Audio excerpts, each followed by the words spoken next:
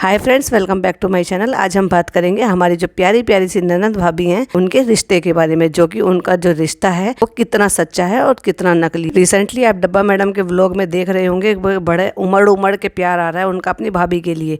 वो उमड़ के जो प्यार आ रहा है ना, वो रियल वाला प्यार नहीं है, वो सिर्फ व्यू वाला प्यार है। बिल्कुल सही समझे आप, क्योंकि इनका जो चैनल है वो ऐसे ही तो ग्रो हुआ था। क्वेश्चन एंड आंसर जो ये रखा गया है, ये जानबूझकर रखा गया है क्योंकि इनके व्यूज़ बहुत ज़्यादा डाउन जा रहे थे। अब क्या करें, तो सेलिब्रिटी भाभी की मदद ले लेते हैं, क्योंकि उनको नहीं दिखाएंगी, क्योंकि उनके व्लॉग तो वैसे भी ट्रेंडिंग में आते हैं। चाहे फिर वो कुछ भी दिखाएं, बैठ के व्लॉग बनाएं या कुछ भी करें, तो सोचा क्यों ना फिर वापस से भाभी की जो है ना इसी ट्रिक को अपनाया जाए जो हमने स्टार्टिंग में ट्रिक अपनाई थी और जिससे हमने अपना चैनल ग्रो किया था।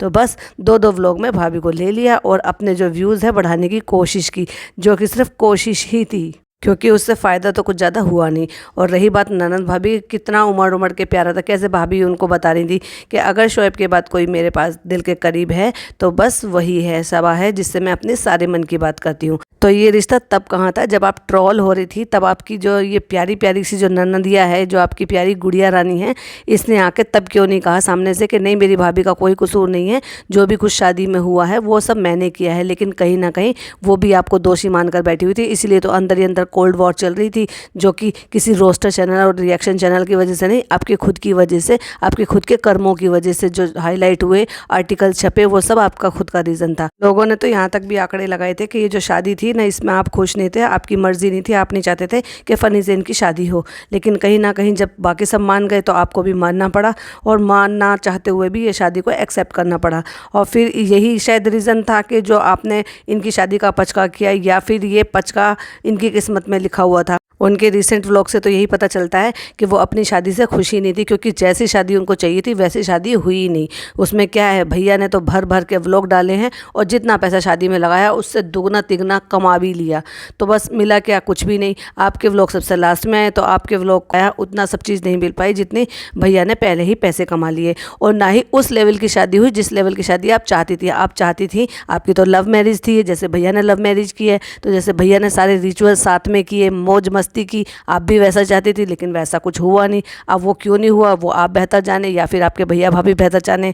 जब वो लव मैरिज कर साथ में रहकर सारी चीज़ें कर सकते हैं, तो वो सारी चीज़ें आपके साथ भी करा सकते थे। हो सकता है कहीं ना कहीं रीज़न जो है वो फ़नी की फैमिली की तरफ का हो। वो नहीं चाहते थे कि इस तरह के रिचुअल साथ में निभाए जाए या इस तरह किया जाए जो कि आपकी शादी में पहले हुआ था। 5 साल पहले हमारी मैडम की शादी हुई थी, तब डिज़ाइनर के यहाँ से ड्रेसेस आई थी। और 5 साल बाद अगर अपनी ननद, प्यारी ननद की शादी हो रही तो डिज़ाइनर से ड्रेस क्यों नहीं आ सकती थी? वो खुद क्यों डिज़ाइन किया गया? क्यों उनको जो है दोनों तीनों जो फंक्शन के जो ड्रेस बिगाड़ दिए गए? हल्दी में कौन पहनता है पिंक कलर का, मेहंदी में कौन पहनता है ब्लू कलर का? हद होती है। आपने मतलब उनसे पूछा नहीं था, या आपकी चॉइस भी ऐसी है और उनकी चॉइस भी ऐसी है, लेकिन उनको वो चीज़ें सारी सब पसंद नहीं आई थी। और यही रीज़न रहा था कि कई महीनों तक इनका कोल्ड वॉर चलता रहा। एक दूसरे के व्लॉग में भी नज़र नहीं आ रहे थे। खाने के लिए मैडम जाती हैं लखनऊ में, लखनऊ वाले को हायर करती हैं, उनको शेफ़ को हायर करती हैं खाना बनाने के लिए, लेकिन वहाँ पे क्या हो जाता है, खाने का भी पचका हो जाता है। खाने का पचका ऐसा हो जाता है कि वो खाना कम पड़ जाता है। वहीं के लोगों ने ये सारी बातों का खुलासे किए। फिर वो बाद में वहाँ पर नान गोश्त तैयार करवाया जाता है एंड टाइम पर, जब खाने के टाइम पर ही खाना कम पड़ जाता है और वहाँ पर वो तैयार होने में भी टाइम लगता है। बहुत सारे लोग तो खाना खाए बिना ही चले जाते हैं वहाँ से। इस बात के लिए भी हमारी मैडम को बहुत सुनना पड़ा होगा अपने ससुराल वालों से। तो कहीं ना कहीं इन सारी बातों को वो अपने अंदर ही दबा कर बैठी थी, और वही रीज़न था आपस में इनका बात ना करने का। हो सकता है कि बिना कैमरे के कुछ फाइट भी हुई हो या कुछ कहा सुनी भी हुई हो, जिसकी वजह से बिल्कुल एक दूसरे के आमने सामने आना भी ये ज़रूरी नहीं समझती थी। कार्ड छपवाए, वो भी ऐसे कार्ड छपवाए कि नॉर्मल कार्ड, सबको नॉर्मल कार्ड दे दिए थे, लेकिन दिखाने के लिए, क्योंकि कॉलैब करना था, पैसे कमाने थे, तो वो कुछ कार्ड जो कि 1-2 सेलिब्रिटी ही देखने के लिए शादी में मिले थे, रिसेप्शन में मिले थे, उनके लिए वो कार्ड जो कि गाड़ी में रखकर, वो 4 या 5 ही मुश्किल से वो बॉक्स होंगे जो वो देने के लिए जा रहे थे मुंबई वाले रिसेप्शन में। जो लोग आए थे तो वो मुश्किल से 4 लोग ही होंगे जो बाहर से थे। हल्दी का फंक्शन बेटी खाला की छत पर कर लिया, थोड़ी सी डेकोरेशन कराकर। मेहंदी का फंक्शन थोड़े से लोगों के लिए कर लिया था, जिसमें वो मेला लगा कर दिया था। बाहर का, गाँव का कोई भी नहीं था, रिश्तेदारों में से कोई भी नहीं था, सिवाय वो घर के लोग ही थे, कोई भी शामिल नहीं था। दोनों तीनों फंक्शन की जितनी भी ड्रेस थी उसमें सब में पचका कर दिया। रिसेप्शन में तो लिटरली बैंगन बना दिया था। आज भी वो कमेंट्स पड़े हुए हैं लोगों के, जो लोगों ने कहा है कि बैंगन बना दिया था। और इतना ट्रोल हुआ, इतना ट्रोल हुआ शादी की इन सब चीज़ों को लेकर, लेकिन हमारी मैडम बिल्कुल टस से मस नहीं हुई। वो एक तरीके से अंडरग्राउंड चली गई कि 1 महीने तक उनके कोई व्लॉग नहीं थे, कोई खबर नहीं थी। लोग पूछ रहे थे मैसेजेस कर करके, जो कि वो बार बार बता भी देते। स्टोरी पर भी लोग कमेंट में पूछे थे कि कहाँ है, ठीक है, नहीं है। तो वो अंडरग्राउंड चली गई, लेकिन मैडम सामने आकर एक बार भी ऐसी इस तरह की वीडियो नहीं बनाई जैसी अपनी फ़नी के लिए बनाई थी, जब लोगों ने ये कहा था कि तुम्हारी यूट्यूब अर्निंग के लिए और तुम्हारे पैसे के लिए फ़नी तुमसे शादी कर रहा है। और वो तो बात सही है, वो तो साबित हो भी गई 10 महीने से। और क्या हो रहा है, तुम सारे खर्चे उठा रही हो, आईफोन दिला रही हो, घर बना रही हो, प्लॉट दिखा रही हो, नया फर्नीचर डाल रही हो, सारे खर्चे तुम्हारे। और अब तो बातों बातों में ये भी सुनने को मिला था कि तुम्हारे ही गूगल पे से पेमेंट भी होती है। जब वो बात आ गई थी ना कि मेरी पेमेंट पूरी हो गई है तो तुम अपने गूगल पे से करो, तो एक छोटी छोटी सी चीज़ के लिए भी तुम्हारा गूगल पे यूज़ किया जाता है। अपने ही व्लॉग से तो तुम सारी बातें बता देती हो, तो फिर कोई नई बात तो है नहीं है। जब लोगों ने मैसेजेस किए वो बिल्कुल सही साबित हुआ। तो वो तो भैया भाभी ने पैसे लगाया था, तो अब मैडम अच्छा खासा कमाती हैं। पहले भी कमाती थी, लेकिन तब भैया भाभी का फ़र्ज़ था खर्च करने का।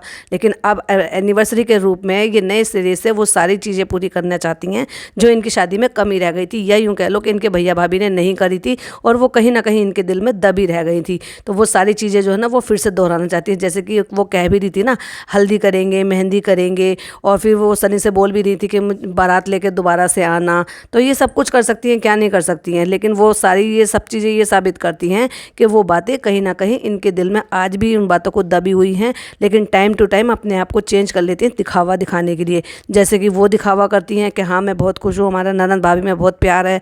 तो वो जो प्यार था ये अस्पताल में क्यों नहीं दिखाई दिया था, क्यों आप अस्पताल में दोनों हस्बैंड वाइफ अकेले थे, क्यों तुम्हारी जो प्यारी ननदिया है वो हॉस्पिटल में तुम्हारे पास नहीं थी जब तुम्हें सबसे ज़्यादा ज़रूरत थी।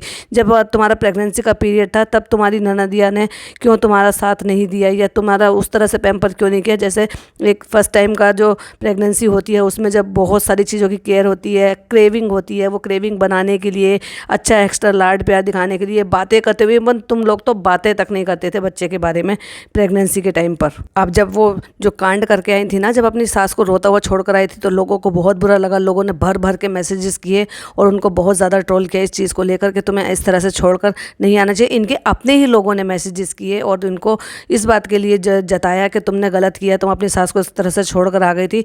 तो वो जो ट्रोलिंग थी वो आज तक भी चली आ रही है, जिससे उनका डाउनफॉल गया। और इनके जो व्यूज़ हैं ना, आप खुद देखिए ना, आप मुझे कहते हैं, आप खुद देखिए, अब से साल भर पहले तक जब इनके व्लॉग्स आते थे 2-2, 3-3, 4-4 मिलियन तक इनके व्यूज़ चले जाते थे, लेकिन अब 1.2, 1.3, 1.4 से ऊपर जाते ही नहीं है। 2 मिलियन तक भी व्यूज़ बहुत कम जाते हैं। उसका रीज़न यही है कि लोगों की आंखें खुलने लगी हैं, लोग अब समझने लगे हैं, इनकी फेकनेस सामने आ गई है, इनके नकली रिश्ते निभाने का सामने आ गया है, व्लॉग के सामने हम साथ साथ हैं कहना वो सामने आ गया है। अंदर की जो कोल्ड वॉर है वो भी लोगों ने भाप ली है, लोगों को खुलकर सोचने लगे हैं, क्योंकि पहले इनकी फेकनेस लोगों को दिखाई नहीं देती थी और अंधभक्तों की तरह से बस इनके व्लॉग को व्यू देते रहते थे, अच्छे अच्छे कमेंट करते रहते थे। अब आप जाकर देखिए, सबके जो व्लॉग्स हैं उनके नीचे आपको जेन्युइन कमेंट भी मिलेंगे, जो निडर होकर इन्हीं के लोग भी इनको करते हैं, और जो लोगों की आंखें खुल गई हैं वो भी कमेंट करते हैं। अब तो देखने वाली बात ये है कि अभी 1.5 महीने पहले ही जिन्होंने एनिवर्सरी का राग अलापना शुरू कर दिया है, उसको अपने तरीके से, अपने पैसे से, अपने ही शर्तों पर किस तरह से उसको अंजाम देंगी।